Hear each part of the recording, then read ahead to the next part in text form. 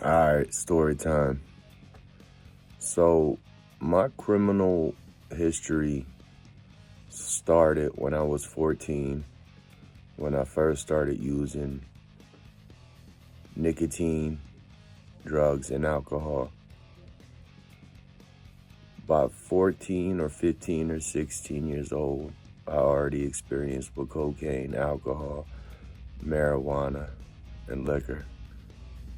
So, between the ages of 14 to 16 years old, that's when my criminal history started. Prior to that, I was a child and I was good.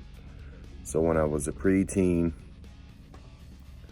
when I was 16, 17 years old, me and my friends, we robbed a few places.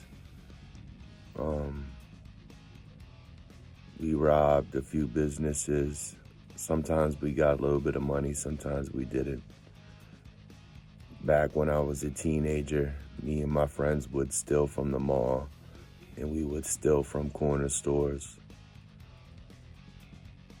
Me experimenting with drugs and alcohol really broke my mother's heart, and I put my mother and my father through a lot during my teenage years. I was stealing from my parents.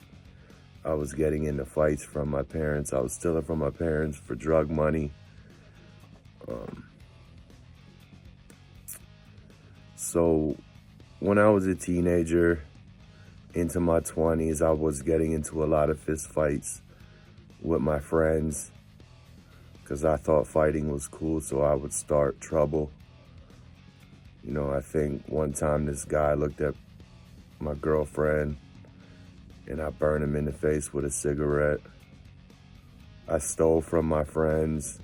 I stole bikes from my friends. I stole weed from my friends.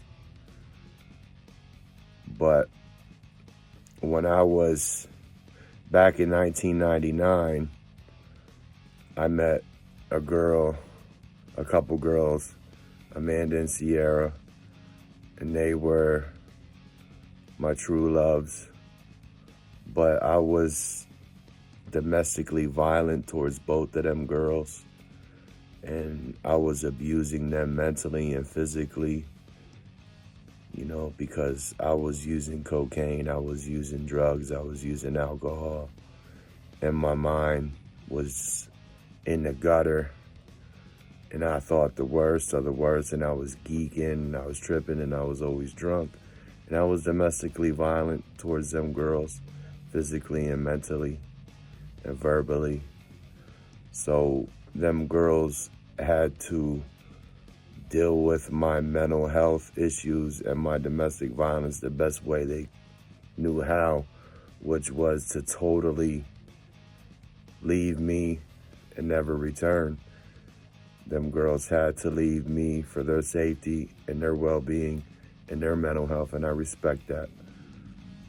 So my drugs and alcohol problem continued with me from my preteen to my 20s to my 30s.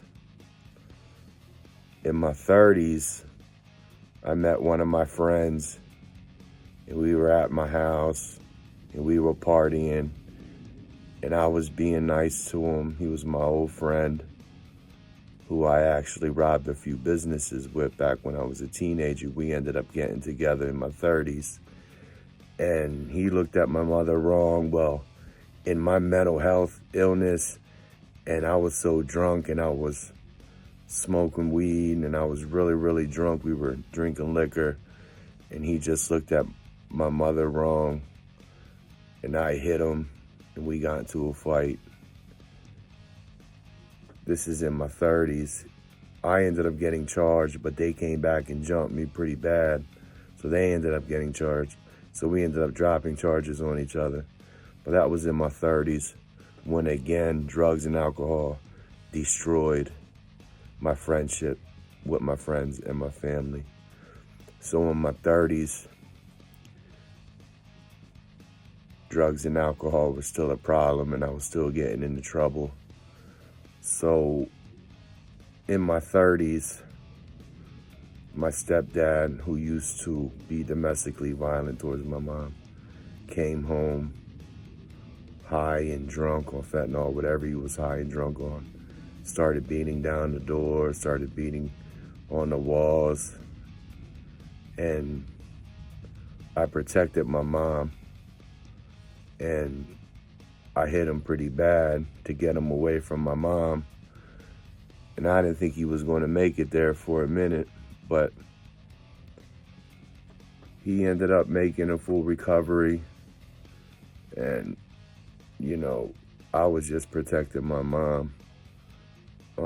But that's some of the things that I used to do. I mean, the most important charges is when I was protecting my mom. And I hit the guy, and I didn't think he was going to make it, but he ended up making a full recovery. Another charge that stands out to me is when I was domestically violent towards the two love of my lives, the only love of my lives, who I lost because of domestic violence. And, you know, again, when I was a teenager, we robbed a few places. We stole from the mall. We stole from gas stations.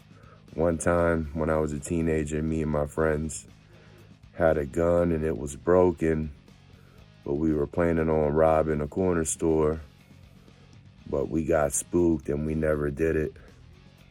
I ended up selling that broke gun to some homie. And we would go down to Philadelphia looking for chop shops. You know, we had plans on breaking into homes, stealing cars, back when I was a teenager. But it sounds like a lot, but this is over 40 years. This is over a 40-year span. And in my 40s, you know, I learned my limits. I learned, you know, not to party hard, not to get wasted, not to do narcotics, not to drink obsessively.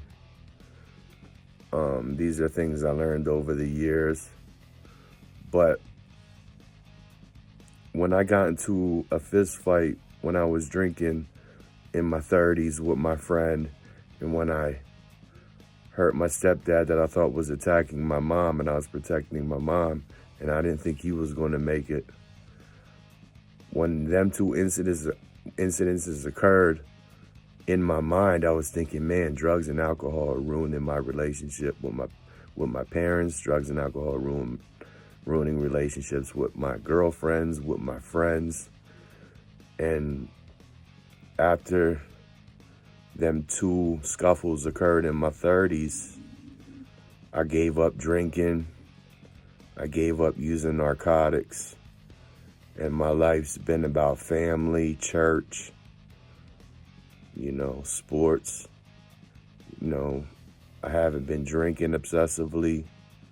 But these are just charges that stick out to me. I was stealing from my parents. I was stealing from my parents for drug money. I did about 7 days in county jail because I got into a scuffle with my mom back when I was a preteen. Back when I was being domestically violent towards my two girlfriends, I ended up going to jail for simple assault charges. And, you know, one day me and my friends robbed our friend's house and we destroyed their house because they destroyed my car. Me and my friends destroyed their house. Cops came to me. I told them, I denied it because I didn't want help then. But now I want mental health. I'm in mental health treatment. I don't use narcotics. I don't drink a lot. I still drink a little bit and I still smoke weed. But I learned my limits. You know, these are things that I think that I did wrong when I was in the wrong. Things that I did inappropriately. There's probably more, but these are just the things that stand out to me. And the only reason I'm saying this is just to clear my chest and